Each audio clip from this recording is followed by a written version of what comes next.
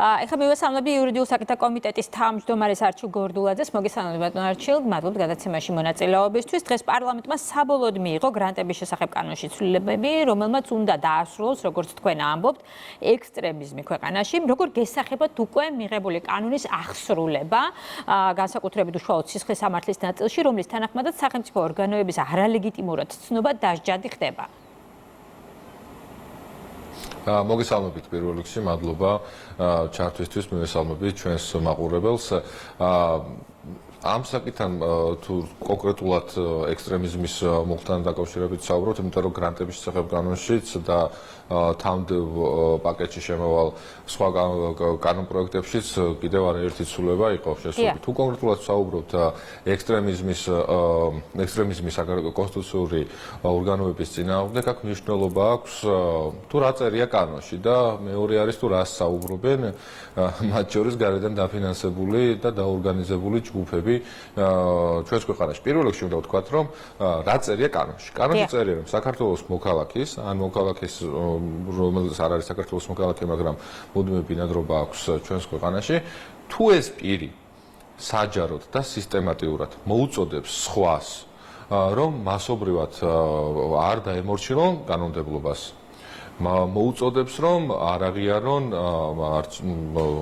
კონსტიტუციური ორგანოების უფლებამოსილებები, თავს წარმოაჩენს ან სხვას წარმოაჩენს, როგორც თქვათ, ლეგიტიმურ ხელისუფლებას. ეს არ არის საკმარისი იმისათვის, რომ პასუხისმგებლობა დადგეს. მნიშვნელოვანია შემდეგ გაგრძელება კანონის ჩანაწერისა, რომელიც ამბობს, რომ თუ ეს ყველაფერი მიმართულია იმისკენ, რომ შეიქმნას აღქმა, რომ არალეგიტიმური არის კონსტიტუციური ორგანოები და საქართველოს ინტერესებს რეალური საფრთხე ექმნება, ან შესაძლებელია, რომ ასეთი საფრთხე შეექმნას, მხოლოდ ამ შემთხვევაში ხდება დანაშაულის ჩადენა და დანაშაულის შესაბამისი ფაბულის საბოლოო ჯამში თანხმედრა და ჩამოყალიბება. სხვა შემთხვევაში უბრალოდ თუ ერთი კონკრეტული პირი თქვა თავის მოსაზრებას აფიქსირებს ნებისმიერ საკითხთან დაკავშირებით, მოქმედი უკვე პარლამენტის მიერ მიღებული კანონი, რომელიც საქართველოს პრეზიდენტს გაეგზავნება და გამოქვეყნების შემდეგ ამოქმედდება, სიტყვის და გამოხატვის თავისუფლებას საერთოდ არ ზღუდავს და იღლება მკაფიო ზღვარი ერთი მხრივ პირის პოლიტიკურ შეხედულებას შორის, ხოლო მეორე მხრივ დანაშაულებრივ ქმედებას. თქვენ ალბათ მოგისმენიათ ამაზე, რომ აქცენტს აკეთებენ სწორედ იმ მიმართულებით, რომ გამოხატვის და სიტყვის თავისუფლება იზღუდება ამ ცვლილებით.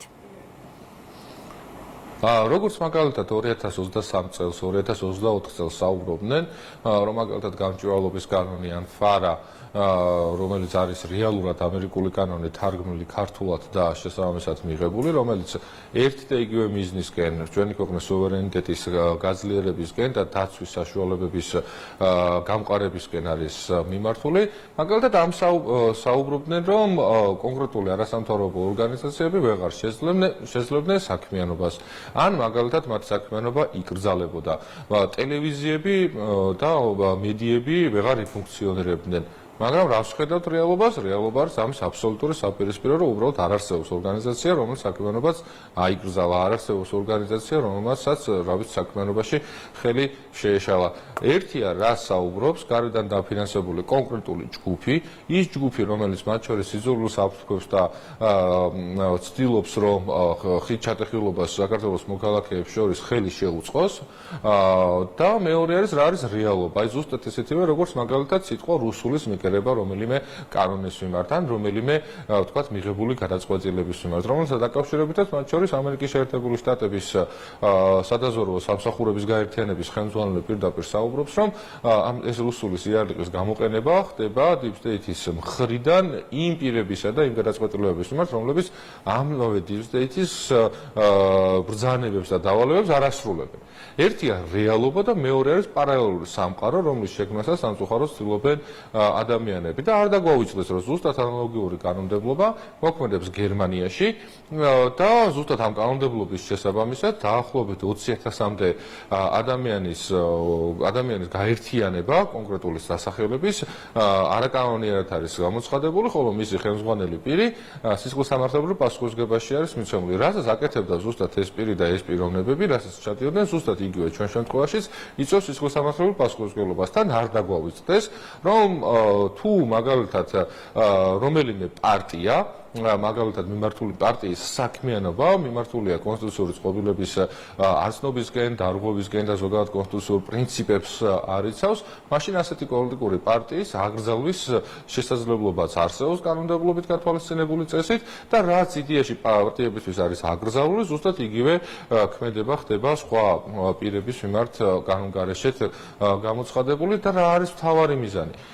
ჩვენ სისხლისამართლის კოდექსის მოქმედ რედაქციაში უკვე წლებია, ათწლეულებია გვიწერია, რომ ამბოხება ისჯება და მძიმე დანაშაულს წარმოადგენს.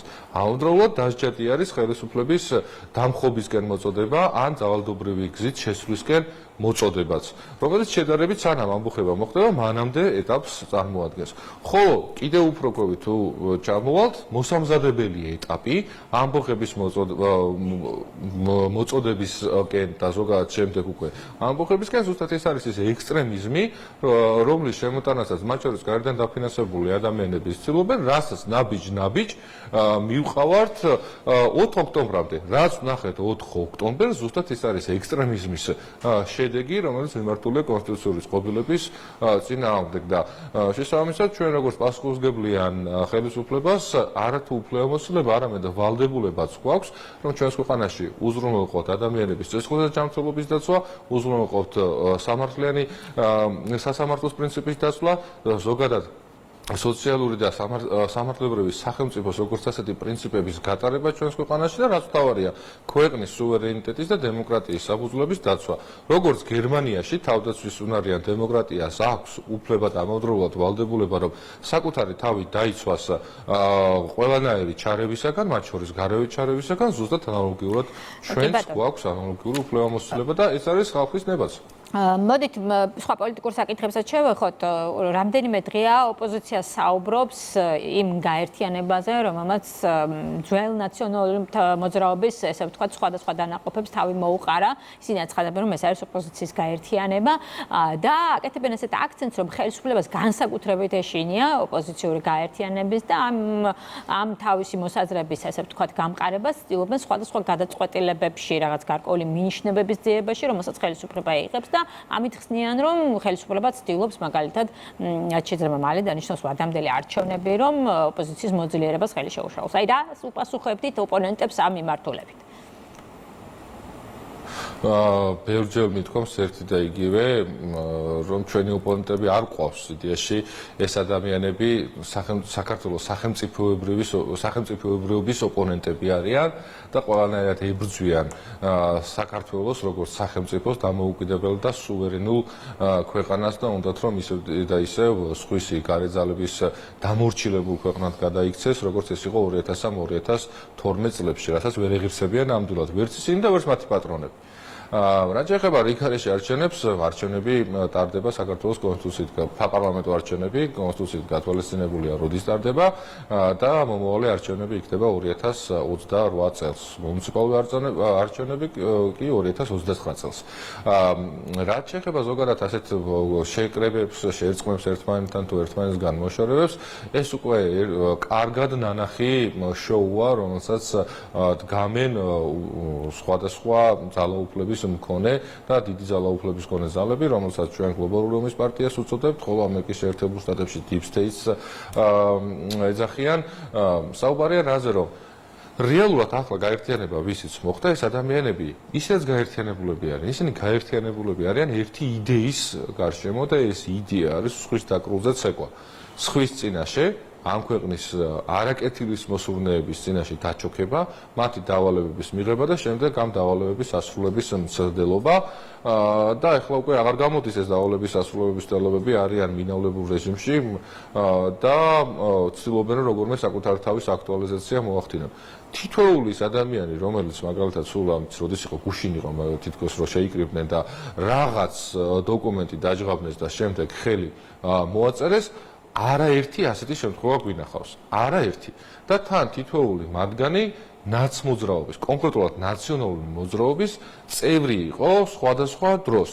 ან მათთან ჭიდრო დაკავშირებული პირი იყო, მაგალითად, როგორც არის ეს თავისუფლების მოედანი, ეგრეთ წოდებული პარტია, რომელიც ხან NGO-ა, ხან პარტიას მიეკეთლება და მიეთმასნება, რომ საარჩევნო სიაში თავისი წევრები ყავდეს და შემდეგ ისევ ცალკე ვითომ პარტიად გამოიყოფა. ეს არის ერთი დიდი გაერთიანება, დაჯგუფება საქართველოს საწინააღმდეგოდ გაერთიანებული და ამავდროულად მათსავე პატრონებს აქვთ ერთი დიდი გეგმა, რომ როგორმე ჩამორეცხონ ეს მოღალატეობრივი უდიდესი ტვირთი და ბჭყალებში დანაშაული, რომელიც აქვს ლელოს და გახარიას და ამ მეორე და მესამე გაერთიანებას და ცდილობენ როგორმე თითქოს ერთ მხარეს დააყენონ ეგრეთ წოდებული ეს ახალი გაერთიანება, ხოლო მეორე მხარეს ლელო და გახარიელები თითქოს ისინი ნაცები არ არიან, იმიტომ რომ ძალიან კარგად იციან სხვადასხვა პირებმა, ძალებმა, რომ ზოგადად ბრენდი ნაციონალური მოძრაობა ვერასდროს ვერ გახდება საქართველოში ხელისუფლების რომელიმე შტოს მართველი და შტოს ხელმძღვანელი, ისინი ხელისუფლებაში ვერასდროს ვერ მოვლენ და ამიტომ ყველანაირად ცდილობენ, რომ როგორმე ამ კავშირისგან გააცალკევონ, რა თქმა უნდა, ეს უკვე ვიზუალურად უნდა მოხდეს ეს ყველაფერი და არა, რა თქმა უნდა, შინაარსობრივად, ლელო და გახარიელები. ამიტომაც არის, რომ ლელოელი და გახარიელი ნაცები არ მიუერთდნენ ამ ეგრეთ წოდებულ ერთობას. თორე რასაც ჩვენ ვხედავთ, დიახ, მათი იდეური ერთობა ისედაც აქვს, რაც დადასტურებულია მათ შორის 2020 წლის არჩევნებში, 2024 წლის არჩევნებში, 2025 წელსაც ანალოგიურად და თითოეული მათ მიერ გადადგმული ნაბიჯი პირდაპირ თანხმედრაშია თავენთი დავალების მიმცემების და პატრონების სურვილებთან, რომ როგორმე ჩვენს თუ ერთი და იგივე ნაბიჯს დგამე, ბატონ არჩილ, რატო აქვს მაშინ მოლოდინი, რომ შეიძლება 2026-ში იმ ნაბიჯმა, რომელმაც არ გაამართლა მაგალითად 2024-ში ან 2020-ში წარმატებას ვერ მიაღწია, წარმატებული იქნება მაგალითად 2026-ში ან 2028-ში.